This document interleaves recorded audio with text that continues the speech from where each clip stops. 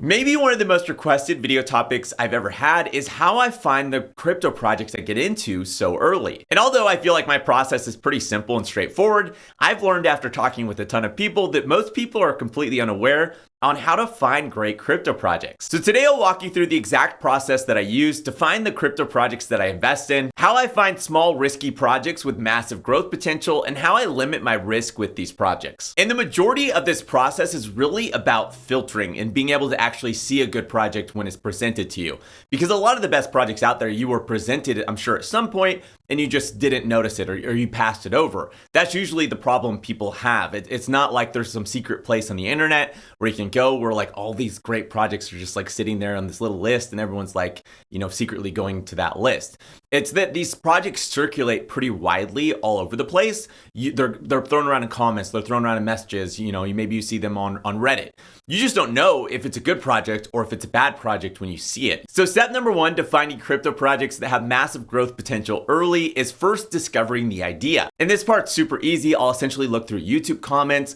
I used to post this like weekly thread. I still post it sometimes, and I'll look through that weekly thread and just see like what projects people are talking about that week. I'll go on Discord and see what projects people are talking about or what projects people are excited about. And really, you could just go anywhere where people throw out crypto recommendations or crypto ideas. And this part's pretty unscientific. I'll just usually look at the name and use that to determine if it sounds like an interesting project or something that I should just pass on. For example, a project named like Elon's Rocket Dolphin Squad, I would probably pass on. But a project named Olympus, I might check out. And this part really doesn't matter. There's usually not a lot you can actually infer from a crypto project's name. Usually you only notice if it's really bad. Step two, I would go check out the website. And I'm sure you've seen quite a few videos where I do this. The first thing I do after I find a project is I go check out the website. And I basically use the site as an indicator of the overall quality of the project, because usually if it's a really bad quality, website, it could potentially be a low quality project. Whereas if it's a really high quality professional website, it could potentially be a good high quality project. As well as I use the website to just source information about the project. What does the project do? What is the project about? What type of project is it? And all of that kind of information. And at this point, this process is still pretty unscientific. It's still more of a gut-based filter where I'm looking at the website, I'm looking at what this project has going on, and I'm using that to determine if I want to move forward to the next step. Step three, if the project has made it this far, would be to check the project's market cap. This is a really important part of the process because it shows you the actual size of the project. And obviously a project that's really, really small has the potential to grow a lot bigger than say a project that's already really large. It doesn't have the potential to grow quite as big. Basically, imagine a project that's sitting at a $1 million market cap. It could grow to say $1 billion market cap, right? Potentially, if everything went right, and you're looking at 1,000x gain in that sort of scenario.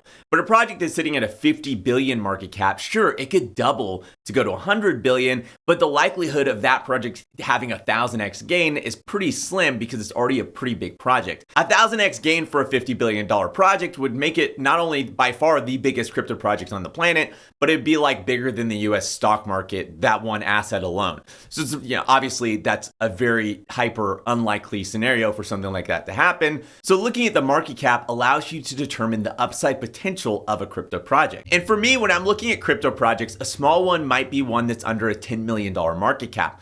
But this can vary depending on what the project is aiming to achieve. For example, if a project's aim is to be like a blockchain infrastructure for some small town out in Nebraska, then it probably doesn't have a massive growth potential. On the other hand, if a project's aiming to be like a decentralized version of Amazon, then it can have a massive growth potential. So in the first scenario with the project that's aiming to be like a blockchain for a small town in Nebraska, if it's sitting at an $8 million market cap, I actually might consider it then like a medium to large size project, considering what it's aiming to do. On the other hand, if there's a crypto project trying to be a decentralized Amazon and it was sitting at a $50 million market cap, I might consider that project still to be a pretty small project, considering what it's aiming to do. It's also important when you're looking at small projects that you note the legitimacy of the project.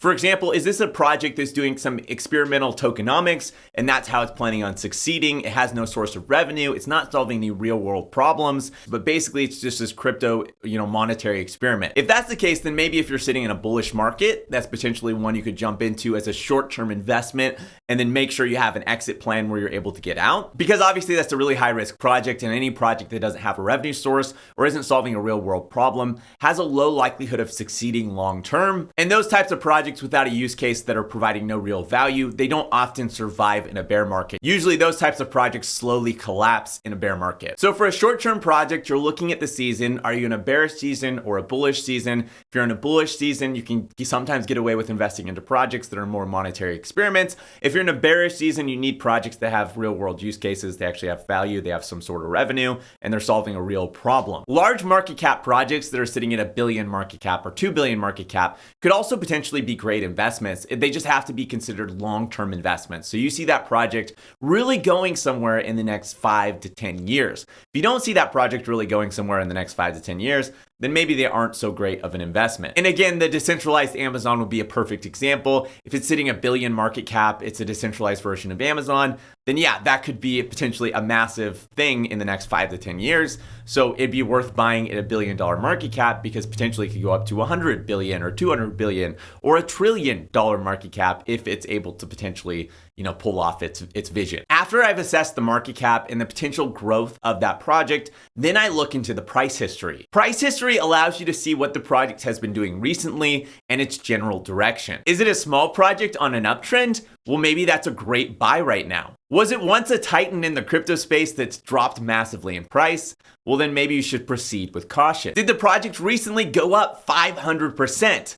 Again, proceed with caution. The price history just gives you an idea of what sort of path that project is on. Next up, you'll want to check social media. How big is this project's community? How many followers does it have on Twitter, or how many followers does it have on Discord? As well as, is their community active or is their community dead? Is the sentiment in their community overall positive, or is the sentiment in their community overall negative? If all of that looks good, then it's time to get our hands dirty and start learning how this project actually works. This is hard, and this isn't an easy thing, and this is one of the things that most people are unwilling to do in the crypto space because most people are kind of lazy and they just want their friends to tell them what projects to invest into, and then they go buy that project, and then they get upset at their friends when they lose a bunch of money. But in reality, if you're investing into a project, you should be reading through the documentation. You should know what this project is aiming to do, how this project works, and the general gist of what the project is. And this requires you to go to the website, go find their documentation or go find their white paper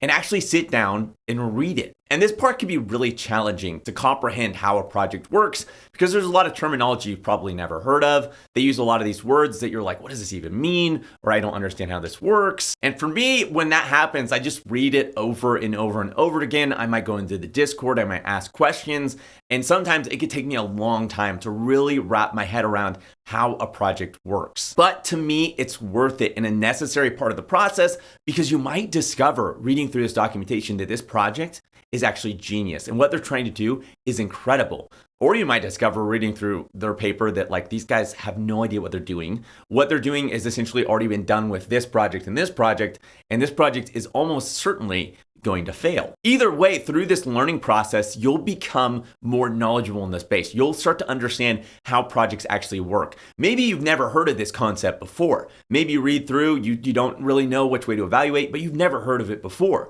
And maybe you could see that project to go on to succeed later. Well, now you know that concept seems to have been proven and work. And when another project comes along that's very similar, maybe that's a great opportunity for you.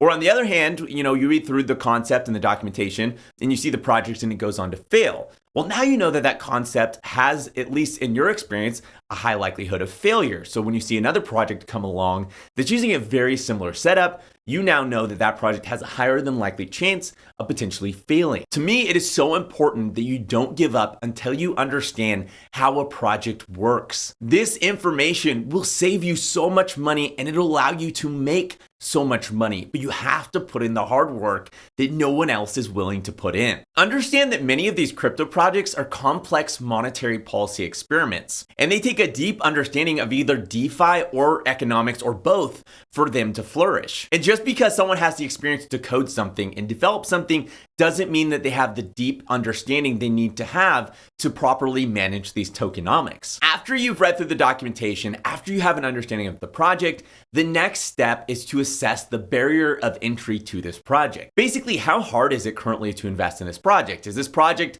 listed on Coinbase? Well, then it's really easy to invest in this project. The barrier to entry is really low. Or is this project only accessible through a swap? Well, now the barrier of entry is quite a bit higher because all the people who only trade on Binance or only trade on, Coinbase, they don't have access to this project yet. And if you think potentially in the future those people may get access to the project, well, now you know you're early and you have an advantage. Projects with a high barrier of entry could potentially be hidden gems. After assessing the barrier to entry, you need to assess the project's vision. Is the project's vision big and bold, or is it a small vision with little ability to scale? This is going to help you determine, again, the upside potential of this project.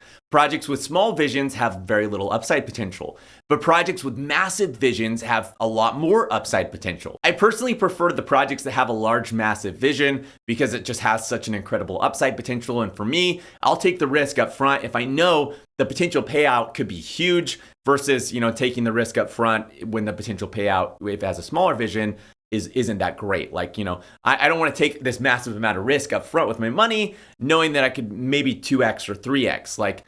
Small market cap crypto projects, small crypto projects in general, or just even crypto projects in general are super risky. And for me, I want the reward to risk ratio to really make sense. After that, I would go to the project's Discord and try to listen to one of their live AMAs or listen to a recorded AMA and hear the project speak. Do the people behind this project sound like they know what they're talking about? Or do they sound like they're confused by their own words? Do they seem like they're humble and open to feedback and they're trying to learn? Or do they seem like they're arrogant and pompous and prideful of what they built? I've seen a lot of crypto projects destroyed by nothing more than arrogance and pride because the founder or the team is unwilling to listen to feedback from their community or outside sources. All right, if the project has made it through every hoop you've lined up so far, there's only a couple things left on the assessment. Number one, do they seem like they have a real product in the works? Number two, are they solving a real world problem? If the answer to both of those is yes, then that means that project is potentially a good long-term investment. If the answer to both of those questions is no,